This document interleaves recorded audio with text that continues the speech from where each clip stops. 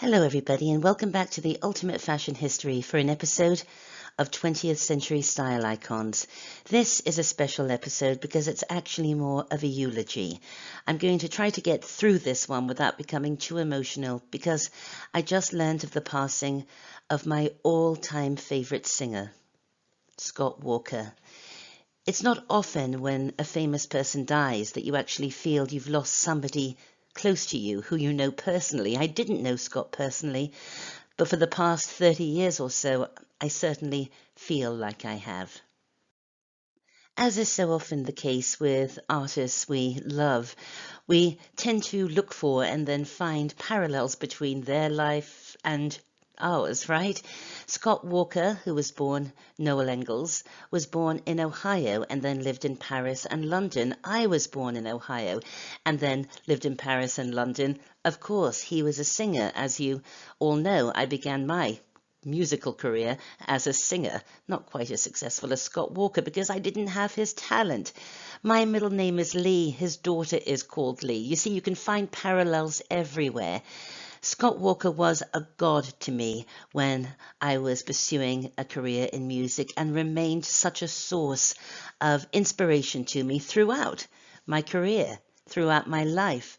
Of course, he first sprung to attention in the Walker Brothers, but it was really his solo work, which he continued until today, that really marked him and set him for superstardom. Although his career was mainly in Britain, he didn't really make it in America, which is rather odd, as he was an American. His seminal albums are Scott, Scott 2, Scott 3 and Scott 4.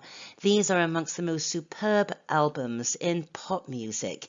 He covered Jacques Brel, for example, in English. Scott could take even the most trite-sounding pop song and with his rich baritone voice and incredible phrasing, he'd make it sound like an operatic tragedy. He was so unbelievably talented and he imbued pop music of the mid to late 60s with this intellectual and somewhat existential tone. And Scott was a genuine 20th century style icon. Of course, he was incredibly good looking in this sort of Richard Chamberlain model with this beautifully structured face and mop of blonde hair. But unlike so many male pop stars in England in the mid to late 1960s, Scott never embraced the colourful Carnaby Peacock Revolution style. No, he was way too cool for that.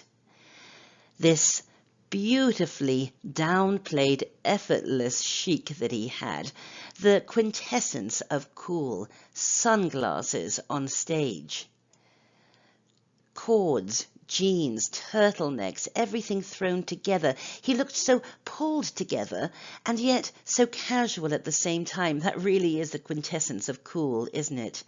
Beautifully tailored jackets, but teamed with open-neck shirts. And, of course, those sunglasses. He never wore a lot of colour. He was truly ahead of his time with our definition of cool, although his look did borrow a little bit from the beatniks. And it was certainly an inspiration on Jarvis Cocker, that's for sure. But even more than his sartorial influence, his musical influence on other artists is huge. Here are just some of the artists who have admitted to being influenced by the incredible Scott Walker. David Bowie, Mark Armand, Brian Eno, and many years ago when I was a singer-songwriter and trying to make it in the music business, Scott Walker was an enormous influence on the very young me. As you all know, my career took a very different path, but Scott's didn't. He carried on producing increasingly avant-garde music. He brought out an album only last year, I believe, and I have to confess his later work was a bit too experimental for me. Yet, in saying that, I'm so sad that he's gone. He really did make up the soundtrack of my life. You can contact me through my website, amandahallay.com. Join our Facebook group, check out our books on Dean Street Press, and I'll be back very soon with more episodes on the ultimate fashion history. And until then, rest in peace, beautiful Scott Walker. Thanks for watching.